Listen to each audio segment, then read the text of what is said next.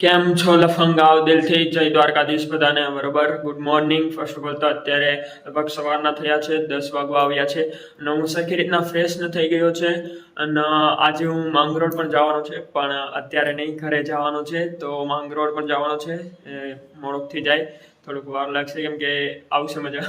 Okay, એટલે મોડો જવાનો છે, સાંજના લગભગ જાય અને અત્યારે બરોબર મોર્નિંગ થઈ છે તો ફ્રેશ થઈ ગયો છે અને ફોલોઅપ ને લેવાના હતા, કોલ ને કર્યો હતો પણ પડ્યો નહીં ગણાય. અને હવે બરોબર વરસાદ ધીમો ધીમો ચાલુ છે અને અમારે કપડાં ધોવાના છે તો કપડાં ધોઈ નાખી, પછી સરખી રીતના નાહી લઈ, ફ્રેશ થઈ જઈએ અને એના પછી બરોબર મારી મોર્નિંગની 11 વાગે બરોબર મીટિંગ છે. તો 11 વાગ્યાની મીટિંગ સરખી રીતના અટેન્ડ કરવાની છે, બહુ જ મજા આવશે. તો બસ સરખી રીતના સ્ટાર્ટ કરી દઈએ આજનો ડે અને બસ જોતા રહેજો તમે. તો તમે જોઈ શકો છો વોશિંગ મશીનમાં બરાબર કપડાં નાખી દીધા છે. તો કપડાં ધોઈ નાખીએ અને ધીમા ધીમા છાંટા આવે છે, બહુ દેખાતા નહીં હોય તમને આમાં, પણ થોડા થોડા છાંટા આવ્યા છે. એનું થોડું ઘણું કરીને વયા ગયા છે પાછા. તો આવું છે અત્યારે તો બરોબર વેધર.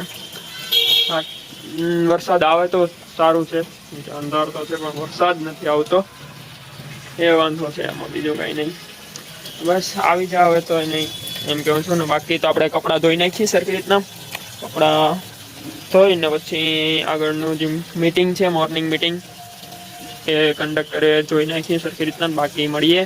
આવી જાઓ છોકરાઓ, રોટલી ને સેવ ટમેટાનું શાક ખાવા. બરોબર, બહુ જ સારું સેવ ટમેટાનું શાક બનાવ્યું છે, સાથે રોટલી બરોબર લેતા આવ્યા હતા, એ બનાવેલી નથી, એ લેતા આવ્યા હતા. ને અત્યારે અહીંયા બાદણું થઈ ગયું છે, થોડો ડખો થઈ ગયો છે, મોરે મોરો બરોબર આપે છે, તમે જોઈ શકો છો. સરખી રીતના ફેસ તો મારે દેખાડવું નથી એટલે થોડોક દૂરથી જ હું ઉતારું છું, બરોબર. તમે જોઈ શકો છો બાલ્કનીમાં હું ઊભો છું ને ડખો થઈ ગયો છે મોટા ભાઈ.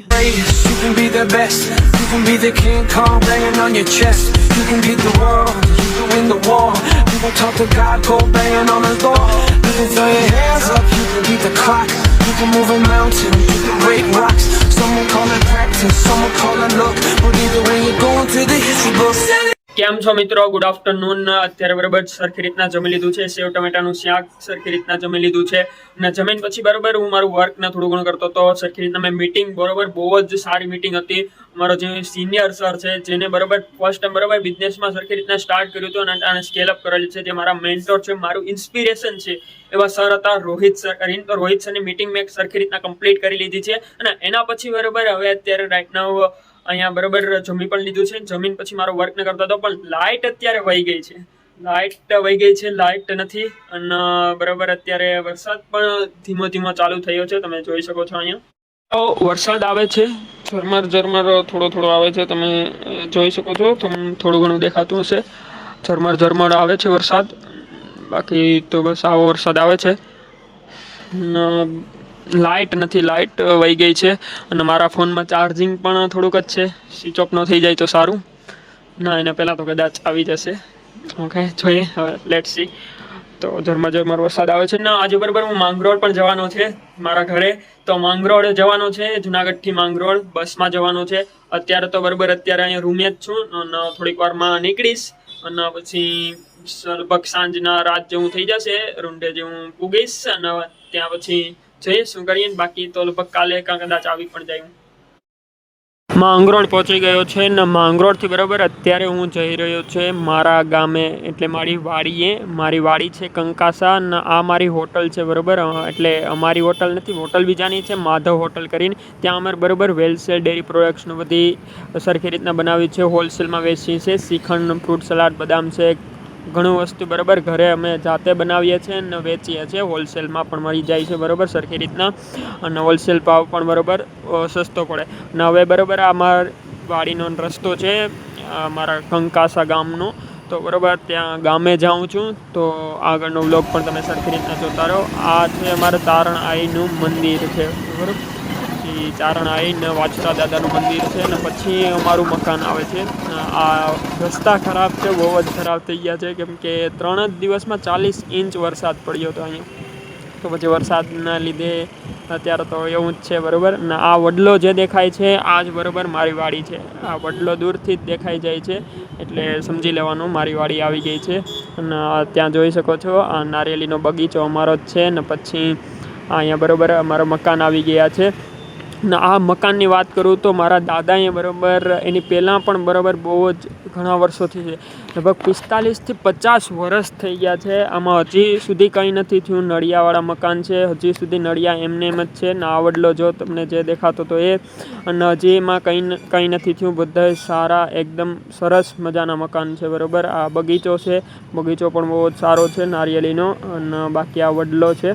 ઓકે, તો બસ આગળ પણ જોતા રહીજો. અને અહીંયા વરસાદને આવ્યો તો વરસાદને કારણે ઘણી જગ્યાએ બરાબર પાણીનો સંગ્રહ બરાબર થતો તો ઘણું નુકસાન કરી નાખ્યું છે. માંડવીને બરાબર બહુ જ નુકસાન કર્યું છે. તમે જોઈ શકો છો અહીંયા તો જો વંડી જે હોય છે, અમે વંડી કહીએ છીએ, તો વંડીને બરાબર ધસમસ કરી નાખી છે. અહીંયા થાંભલો એક પડેલો છે, જોઈ શકો છો થાંભલો છે અહીંયા.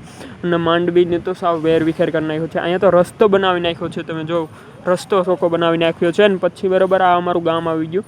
આ અમારી છે ગામની અહીંયા ગૌશાળા, કંકાસા ગૌશાળા સમાજ, આ ગૌશાળા છે. પછી અમારા ગામનું આ પાદર છે બરાબર, આ અમારું ગામ છે. તો પછી ત્યાંથી બરાબર નીકળી ગયા ને હવે બરાબર ઘરે આવ્યા. ઘરે બરાબર હવે જમી લેશું ને જમીન પછી બરાબર જવાના છે વીરપર. વીરપર બરાબર અમારા એક ગીગનભાઈ કરીને બરાબર એનું સ્વર્ગવાસ થઈ ગયું હતું, તો એની ઉત્તર ક્રિયામાં ધૂન મંડળ હતું. તો ધૂન મંડળ સરખી રીતના સાંભળ્યું, બહુ જ મજા આવી ધૂન મંડળમાં.